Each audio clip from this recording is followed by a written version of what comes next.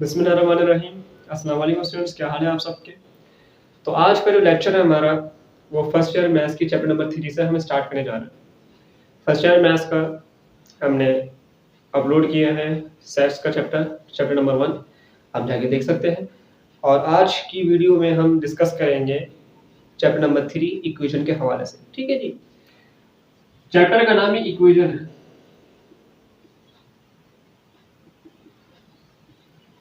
Chapter number 3 equation.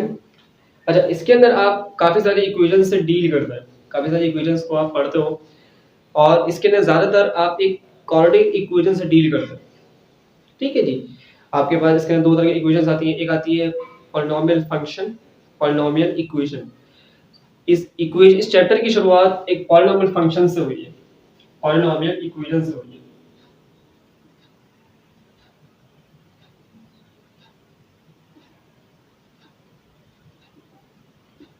Polynomial equation से हुई है। पॉलिनोमियल इक्वेशन है क्या, मैं आप पे तो इसकी मैं यहाँ पर अभी जनरलाइज बात कर लेता हूँ। जैसे कि ए एन एक्स की power N plus sign N minus one plus sign up to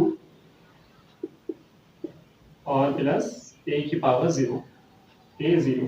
ठीक है जी, यानी कि कांस्टेंट जब हमारे पास जीरो हो जाएगा तो जीरो के बराबर बन के लाएगा। ठीक है जी, तो ये हमारी जनरलाइज फॉर्म है। अगर अब हमारे पास यहाँ फर्क क्या है कि अगर हम पॉलिनोमियल फंक्शन की बात करें या पॉलिनोमियल इक्वेशन की बात करें, दोनों में फर्क है। अगर मैं ये कहूँ कि ये पूरा एक्सप्रेशन जीरो के बराबर है, ठीक है जी, ये इक्वेशन बाज़ आपने कुछ इक्वेशन ऐसी देखी होंगी जो इक्वल टू जीरो होती है। जो जो इक्वेशन इक्वल टू जीरो है वो पॉलिनोमियल इक्वेशन कहलाती है। ठीक है जी, और अगर उसके स्टार्ट से यहाँ क्या लिखा हो p ऑफ x, ये हटा दें, p ऑफ x लिखा हो तो ये क्या कहलाएगा, पॉलिनोमियल फंक्शन कहलाएगा। ठीक है जी, स्टार्ट करके क्या लिखा हुआ इक्वेशन से पहले p ऑफ x यानी कि p ऑफ x यानी पॉलिनोमियल फंक्शन, और बाद में अगर लिखा हुआ हो इक्वेशन के एंड में इक्वल टू जीरो तो वो पॉलिनोमियल इक्वेशन कहलाएगा। ये दो कंडीशन है हमारे पास, यानी कि एक पॉलिनोमियल फंक्शन को समझने के लिए या फिर हम ये कह सकते हैं पॉलिनोमियल एक्सप्रेशन को समझने के लिए। ठीक है जी, एक एक्सप्रेशन में पे जनरलाइज मैंने बात करी है। ठीक है जी, अब यहाँ पे जो हमारे पास ये पावर है, ये जो n है, ये इसको कहते हैं डिग्री। क्या बोलते हैं इसको डिग्री कहते हैं। इसको हम क्या कहेंगे, डिग्री कहेंगे। और जो कोफिशिएंट हमारे पास होता है, कोफिशिएंट जो होता है उसको हम लीडिंग कोफिशिएंट कहते हैं। जैसे कि यहाँ पर हमारे पास क्या है, ये a है, a हमारे पास क्या कहलाएगा, a n जो हमारे पास a कहलाएगा लीडिंग कोफिशिएंट, लीडिंग कोफिशिएंट कहलाएगा। ठीक है जी, अब दूसरी बात इसके अंदर ये है कि leading coefficient not equal to zero होता है। इसकी बात मैं आपको थोड़ी देर बताऊंगा, थोड़ी देर बाद इसको आप इसकी वजाहत दूंगा। तो हमेशा क्या होता है, लीडिंग कोफिशिएंट जीरो के बराबर, जीरो के बराबर नहीं होता। अच्छा, अब पावर मैक्सिमम जो हमारा पावर होती है वो इंटीजर्स होते हैं। ठीक है ना, अब चाहे वो 1 हो, 2 हो, 3 हो, 4 हो, कुछ भी हो, लेकिन वो नॉन नेगेटिव ना हो, नॉन नेगेटिव हो, यानी कि उनके अंदर नेगेटिव एक्सप्रेशन ना हो। पावर फंक्शन में पावर जो है फ्रिक्शन में ना हो, और पावर आपके पास पॉइंट में ना हो, या पावर आपका नेगेटिव ना हो। ये तीन कंडीशंस है। पावर आपके पास क्या ना हो, नेगेटिव में ना हो, पावर आपके पास फंक्शन में ना, फ्रिक्शन में ना हो, और पावर आपके पास जो है पॉइंट्स में ना हो। ठीक है, ये तीन कंडीशन। सिर्फ पावर क्या हो, पॉजिटिव हो, पॉजिटिव इंटीजर्स नंबर आपके पास, इससे ज्यादा और कुछ नहीं। अब मिसाल के तौर पे एक मैं आपके पास लिख देता हूँ X square plus 1/x equal to 0। अब ये तो मैक्सिमम पावर के ला रहा है, लेकिन ये पूरी इक्वेशन आपके पास पॉलिनोमियल फंक्शन या पॉलिनोमियल इक्वेशन नहीं कहलाएगी। क्यों, अगर आप इस x को ऊपर लेके जाओगे तो x की पावर -1 के बराबर हो जाएगी, जो कि ये सही टर्म हमारे पास नहीं है। यानी कि ये इक्वेशन पॉलिनोमियल फंक्शन या इक्वेशन को सेम नहीं कर रही, यानी कि बता नहीं रही कि ये पॉलिनोमियल, जिसकी पावर आपके पास नेगेटिव हो वो पॉलिनोमियल इक्वेशन या वो पॉलिनोमियल फंक्शन नहीं कहलाता। हाँ, अगर ये कहते हैं हम for example X square plus X plus 3 equal to 0, ये चीज आपके पास क्या कहलाती है? पॉलिनोमियल इक्वेशन कहलाती है, पॉलिनोमियल फंक्शन कहलाता है। ठीक है, ये हम कह सकते हैं। ठीक है, अब डिग्री कौन कौन सी होती है? डिग्री 1, डिग्री 2, डिग्री 3 की अगर हम बात करें, फॉर एग्जाम्पल अगर हम डिग्री 1 की बात करें, डिग्री 1 में सिर्फ वन वेरिएबल हमारे पास आता है, जैसे कि ax plus B equal to 0। ठीक है जी, ये हमारे पास जहां पर भी आपको डिग्री 1 की बात कही जाए ना, तो वो क्या कहलाएगा आपके पास? डिग्री 1 यानी कि लीनियर इक्वेशन कहलाएगी। ठीक है, जहां भी डिग्री 1 आता है वहां पे सिर्फ एक वेरिएबल आपके पास आएगा, उसके अलावा दूसरा वेरिएबल नहीं आएगा। ठीक, अगर हम बात करते हैं डिग्री 2 की, डिग्री 2 में क्या है? ax square plus bx plus c equal to 0, ये हमारे पास कहलाती है क्वाड्रेटिक इक्वेशन। अगर हमारे पास डिग्री 3 हो, वहां पर एक्सप्रेशन क्या कहलाएगा? ax cube plus bx square plus cx plus d equal to 0। ठीक है जी, इस इक्वेशन को हम क्या कहते हैं? Linear equation. इसको हम कहते हैं क्वाड्रेटिक इक्वेशन, और इसको हम कहते हैं क्यूबिक इक्वेशन। क्यूबिक इक्वेशन कहते हैं। अब पावर आपको 4 के टर्म में भी आ सकती है, 5 के टर्म में भी आ सकती है, तो इसलिए मैंने आपको एक मैक्सिमम हिस्सा मैंने बता दिया कि अगर डिग्री 1 हो या डिग्री 2 हो या डिग्री 3 हो, तो उसके अंदर आपके पास एक्सप्रेशन या इक्वेशन किस तरह बनेगी, ये जनरलाइज मैंने आपको सारी बातें करी। ठीक है, ये सारी बातें आपसे कही, जनरलाइज मैंने बात करी है कि जब भी आप डिग्री 1 की वैल्यू को देखें या डिग्री 1 के एक्सप्रेशन या इक्वेशन को देखें, तो आप समझ जाए उसके अंदर वन वेरिएबल आता है। ठीक है जी, अगर आप डिग्री 2 की बात करें तो आप समझ जाओ उसके अंदर दो वेरिएबल्स हमारे पास, एक एक्स स्क्वायर की टर्म आ रही है और एक एक्स की टर्म आ रही है। ठीक है जी, अगर आप डिग्री 3 की बात करें तो आपके पास यहाँ पे तीन टर्मिनोलॉजी आती है, एक एक्स क्यूब आती है, एक एक्स स्क्वायर आती है और एक एक्स की टर्म आती है, एक आपके पास आता है कांस्टेंट आता है। ठीक है, कांस्टेंट लाजमी आता है। जैसी बात है, जब आप किसी भी इक्वेशन की किसी भी वेरिएबल की पावर अगर आप 0 कर दें तो 1 के बराबर होती है, तो उससे आपके पास क्या बच जाएगा? कांस्टेंट बन जाएगा। ठीक है जी, अब ये तो बात हो गई हमारे पास कुछ फंक्शंस की। अगर एग्जांपल के तौर पर अगर हम बात करें, for example 2s square plus x plus 3, ये भी एक क्वाड्रेटिक इक्वेशन है। ठीक, क्वाड्रेटिक इक्वेशन की फॉर्म आपको पता है कि किस तरह क्वाड्रेटिक इक्वेशन आपके पास आती है। अगर 2x square plus 3 equal to 0, ये भी एक क्वाड्रेटिक इक्वेशन है। अगर आपके पास 2x स्क्वायर आ जाए इक्वल टू 0, तो ये भी एक क्वाड्रेटिक इक्वेशन है। जहां x स्क्वायर के आपके पास टर्म आ जाए वो क्या कहलाएगी? क्वाड्रेटिक इक्वेशन कहलाएगी। ठीक है जी, अच्छा, ये तो थी यहां तक हमारी एक बात, ये तो थी जनरलाइज बात है जो आपके बुक के चैप्टर से पहले इंट्रोडक्शन में दी गई है। ठीक है, अब दूसरी बात अगर हम कर लेते, दूसरी बात क्या, इसके अंदर काफी मशहूर दो थ्योरम्स आते हैं। एक थ्योरम आपके पास आता है रिमाइंडर थ्योरम, रिमाइंडर थ्योरम। ठीक है जी, रिमाइंडर थ्योरम आपके पास आता है।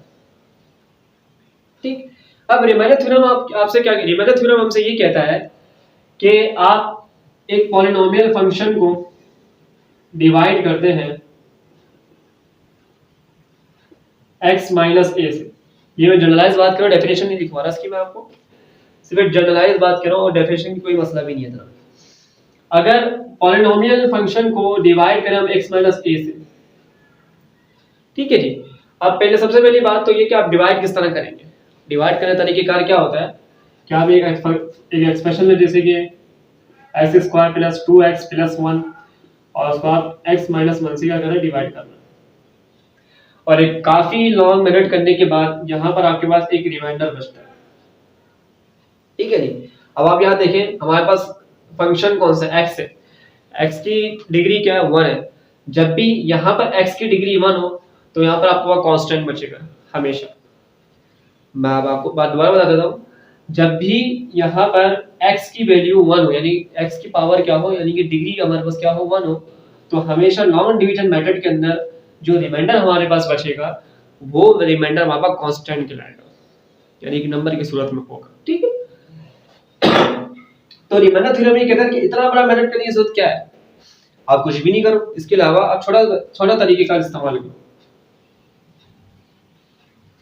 छोटा तरीके का इस्तेमाल करो। वो क्या कहता है, वही कहता है कि x माइनस ए को इक्वल टू 0 रखो और x की वैल्यू a फाइंड आउट कर लो। ये फंक्शन कहता है करने को। अरे ये फंक्शन बुक में मेंशन नहीं है, लेकिन ये कि मैं आपको जनरलाइज बात बता रहा हूँ। तो आप इस पॉलिनोमियल, इस नंबर को आप इस पॉलिनोमियल के अंदर पुट कर दें तो हमारे पास आ जाएगा रिमाइंडर। जब भी आप x को कोई भी वैल्यू को 0 के बराबर रखेंगे, वहां से आप x की वैल्यू फाइंड आउट करेंगे, जो वैल्यू आपके पास आई है उसको आप रिमाइंडर, आप उसके पॉलिनोमियल में पुट कर दें, आपके पास वहां से क्या आ जाएगा, रिमाइंडर आ जाएगा। आप एक एग्जांपल ले लेते हैं, मिसाल के तौर पर एग्जांपल ले लेते हैं कि आपके पास x माइनस 1 इक्वल टू 0 है। आप x को वहां रख दीजिए, आपको वैल्यू क्या आ गई, x की वैल्यू 1 आ गई, ठीक है जी। जब x की वैल्यू हमारे पास 1 आ गई है तो आप एक पॉलिनोमियल में एक्सप्रेशन में पुट कर दो। हमारा पॉलिनोमियल क्या था हमारे पास, x² प्लस 2x प्लस 1, ये हमारा पॉलिनोमियल का इक्वेशन पॉलिनोमियल है। अब पॉलिनोमियल हमारे पास क्या है, 1 आया है, यहाँ 1 पुट कर दो। अब जहां जहां x की वैल्यू, जहां जहां x आपको नजर आ रहा है वहां पर आप क्या पुट कर दो, 1 पुट कर दो। तो यहाँ पर भी आप 1 पुट कर दें, यहाँ पर भी आप 1 पुट कर दें, और यहाँ पर तो 1 है ही पहले से। ये हो गया है 1, 2 1 जा 2 प्लस 1, कितना हो गया हमारे पास 4। p ऑफ 1 कितना आ गया हमारे पास, 4 आंसर आ गया। यानी कि आप ये देख सकते हैं कि कितना आसान हो गया, रिमाइंडर थ्योरम के आने से हमारे पास कितनी वैल्यू आसान हो गई कि आपको सिर्फ वैल्यू को 0 के बराबर रखना है, x की वैल्यू फाइंड आउट करनी है और उसको पॉलिनोमियल पुट करने के बाद आपका रिमाइंडर आपके सामने। ये जो आपके पास आंसर आया है पॉलिनोमियल सॉल्व करने के बाद, ये है आपका रिमाइंडर। ये छोटा सा आपके पास क्या है, रिमाइंडर, ठीक है जी। तो अब ये हमारे पास समझ, ये बात समझने में बात आ रही है, ये रिमाइंडर थ्योरम हम इस तरह मालूम कर सकते हैं। इसी तरीके से इसका एक और अगला वर्जन है जो इसके बाद का है। क्या है, इसके बाद का वो क्या कहता है, वो ये कहता है कि वो ये कहता है फैक्ट, उसके हम कहते हैं फैक्टर थ्योरम।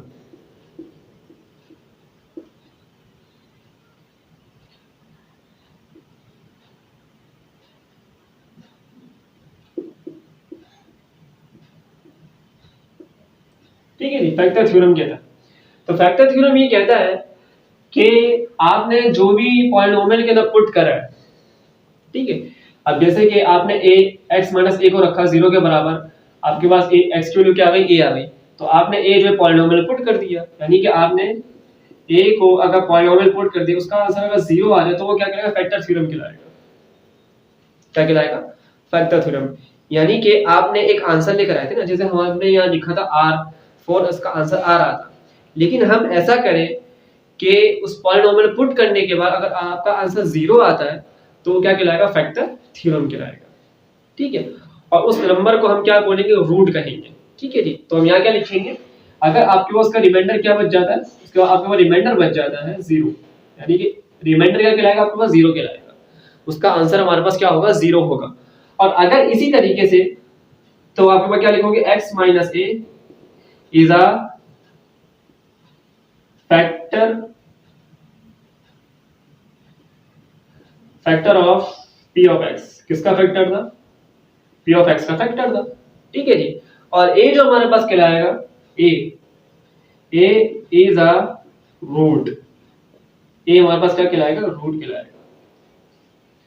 तो बात इतनी सी यही है कि आप किसी भी फंक्शन को, ठीक है, अगर आप किसी भी फंक्शन को वैल्यू में पुट करते हैं, किसी भी पॉलिनोमियल फंक्शन को आप डिवाइड करते हैं रिमाइंडर थ्योरम के जरिए से, और उसका अगर आंसर आपके पास 0 आता है, उसका अगर आपके पास आंसर 0 आ रहा है, तो आप समझ जाओ फैक्टर थ्योरम है, वो रिमाइंडर हमारे पास क्या है, करेक्ट है। यानी कि वो नंबर हमारे पास क्या कहलाएगा, रूट कहलाएगा, वो नंबर हमारे पास रूट कहलाएगा, यानी कि उसके जरिए से हमारे पास आंसर क्या आया है, 0 आया है, ठीक है जी। इसी तरीके से हम क्या करते हैं, अगर आपको थोड़ी सी ये बात समझाने के लिए मैं एग्जांपल आपके सामने पेश कर देता हूँ, ठीक है। अभी एग्जांपल पर आता है। अच्छा जी, अब एग्जांपल की हम बात कर लेते हैं। एग्जांपल के तौर पर मैंने सवाल लिया है एक्सरसाइज 3.1 की क्वेश्चन नंबर 2 मैंने लिया, ठीक है जी। अब जैसे कि रूट की बात कही थी ना हमने, कि रूट एक नंबर है हमारे पास, जैसे कि हमने बात ये करी थी कि आप पॉलिनोमियल को डिवाइड करते हैं किसी भी नंबर से, यानी कि पॉलिनोमियल आप एक्सपोनेंशियल से डिवाइड करते हैं तो एक रिमाइंडर हमारे पास बचता है। तो इसलिए हमने फैक्टर थ्योरम, रिमाइंडर थ्योरम के बारे में हमने जो है बात करी थी। तो इसी तरीके से हमने यहाँ पे एक सवाल लिया है जो कि हमने एक रूट किया था, जो हमारे पास रूट क्या आ रहा था, ए आ रहा था। रूट हमारे पास क्या आ रहा था, ए आ रहा था। तो इसी तरीके से यहाँ पे एक सवाल मैंने लिया है, for what value of k is a factor of x plus 5। ठीक है जी, अभी हमारे पास एक्सप्रेशन दिया हुआ है, एक फंक्शन दिया हुआ है, और ये फंक्शन कौन सा है, इक्वल टू 0। ये फंक्शन है पॉलिनोमियल इक्वेशन वाला फंक्शन। ठीक है जी, अब करेंगे ये कि x प्लस 5 को इक्वल टू 0 रखेंगे, ये x इक्वल टू -5 हो जाएगा। अभी जो -5 है ना, ये हमारे पास कहलाएगा रूट। ये जो x - 5 है ना, ये हमारे पास कहलाएगा रूट। ठीक है, अब इस रूट को आप इस पूरा एक्सप्रेशन में आप पुट कर दें, 2 ये हो जाएगा -5 का होल क्यूब प्लस साइन के -5 का whole square minus sign 2 -5 plus sign 15 equal to 0। जैसे जब रूट है तो उसको हम 0 के बराबर रखेंगे और उसको सॉल्व करेंगे। 2 मल्टीप्लाई -5 का स्क्वायर -5 का क्यूब कितना होता है, -125 प्लस साइन ये हो गया 25 के plus minus minus plus 2 5 10 plus 15 equal to 0। ठीक है जी, अब करना ये है 250, जब 2 को हम -125 से मल्टीप्लाई कराएंगे -250 आ जाएगा प्लस साइन 25 के plus sign 10 plus sign 25 equal to 0। अच्छा जी, 10 प्लस 15 25 माइनस 250 ये वहां पर जाएगा 225। ठीक है जी, माइनस 225 प्लस साइन 25 के इक्वल टू 0। -25 जो है 225 इधर आ जाएगा प्लस में हो जाएगा, तो आपकी वैल्यू आ जाएगी 25 के इक्वल टू 225। अब k की वैल्यू आप ऐसे फाइंड आउट कर लीजिए, तो ये हमारे पास आ जाएगी वैल्यू 9 के बराबर। तो k इक्वल टू 9 आपके पास वैल्यू आ जाएगी। ठीक है जी, तो ये था। अब इससे साबित हो गया कि -5 जो है हमारे पास ये रूट है। ठीक है, लेकिन यहाँ पे हमें क्या करना था कि वैल्यू निकालनी थी हमें एक फिक्स की, हमें k की वैल्यू फाइंड आउट करनी थी। तो इस वजह से हमने इसको 0 के बराबर रखा, x की वैल्यू लेकर आए, x की वैल्यू करने के बाद में पूरा एक प्रोसीजर करा, तो हमारे पास k की वैल्यू हमारे को फाइंड आउट हो चुकी है। ठीक है जी, अच्छा इसी तरीके से अगर इसका प्रूफ दैट की जाए, बहुत सारा सवाल में भी आता है शो दैट कि 3 is a root of this factor. ठीक है, 3 है या 2 है, वो क्या है, इसका फैक्टर है। अब इसका आंसर क्या लेंगे, 0 लेकर आएंगे। अच्छा, फैक्टर मालूम करने तरीकेकार क्या होता है, सही फैक्टर मालूम करने तरीकेकार ये होता है कि अगर आपके पास आंसर 0 आ रहा है ना, सवाल जो रिमाइंडर, अगर रिमाइंडर आपके पास 0 बच रहा है तो समझ जाए वो रूट सही है। ठीक है, अगर कोई नंबर बच रहा है या किसी की वैल्यू फाइंड आउट करनी है तो वो रूट नहीं होगा। ठीक है, लेकिन वैसे यहाँ पर इसको हम रूट कहेंगे क्योंकि हमने यहाँ पे एक फिक्स वैल्यू निकाली, तो इस वजह से क्या कहलाएगा, रूट लाजमी कहलाएगा। ठीक, अच्छा इसी तरीके से अब जहां तक बात की जाती है एक सवाल की, ठीक, तो सवाल हमारे पास कुछ यूं है, यहां पे कर लेते हैं। ठीक है, x³ - 6x² plus sign 5x plus 12 equal to 0। ठीक है जी, अब हमें जो है इसको 0 के बराबर लेकर आना है, और इसका रूट क्या है हमारे पास, इसका रूट है 3। इसका रूट हमारे पास क्या आ रहा है, 3 आ रहा है। अब जहां जहां हमारे पास x है ना, वहां पर 3 पुट कर दें। ये हो गया है 3 का क्यूब माइनस साइन 3 का whole square plus 5 3 equal to plus 12 equal to 0। ठीक है जी, 3 का स्क्वायर 3 3 9 9 3 27 ये हो गया है 6 9 plus 15 plus 12 equal to 0। Plus 15 plus 12 plus 27 equal to 54। ठीक है जी, माइनस साइन 9 6 6 9 9 6 54। ठीक है जी, इक्वल टू 0, माइनस कर देंगे तो 0 बराबर 0 आ जाएगा। यानी कि ये हम कह सकते हैं कि 3 is a root of perfect root, यानी कि हम कह सकते हैं कि परफेक्ट रूट है हमारे पास। इसका आंसर हमारे पास क्या आ रहा है, 3 इक्वल टू 0 इक्वल टू 0 हमारा इसका आंसर आ रहा है। अच्छा इसी तरीके से अब इसका एक, ये तो मैंने क्वेश्चन नंबर 2 लिया था, ठीक है ना। इसी तरीके से अगर आप क्वेश्चन नंबर 1 देखें, वो सिंथेटिक मेथड है, वो भी आप इसी तरीके से कर सकते हैं, कोई टेंशन वाली बात नहीं। ठीक, आपको करना क्या है कि आप फैक्टर आपको दिया जाता है उसको आप इक्वल टू 0 रखेंगे, वहां से x की वैल्यू फाइंड आउट करेंगे और जहां जहां x आ रहा है वहां पुट करेंगे, सिंपल कैलकुलेशन करेंगे, आपको इसका आंसर आ जाएगा। ठीक है जी। अच्छा, इसी तरीके से एक और भी वैल्यू है जो हम यहाँ पे मालूम कर लेते हैं, और k की वैल्यू में फाइंड आउट करनी है। फैक्टर हमें थोड़ा सा चेंज दिया हुआ है,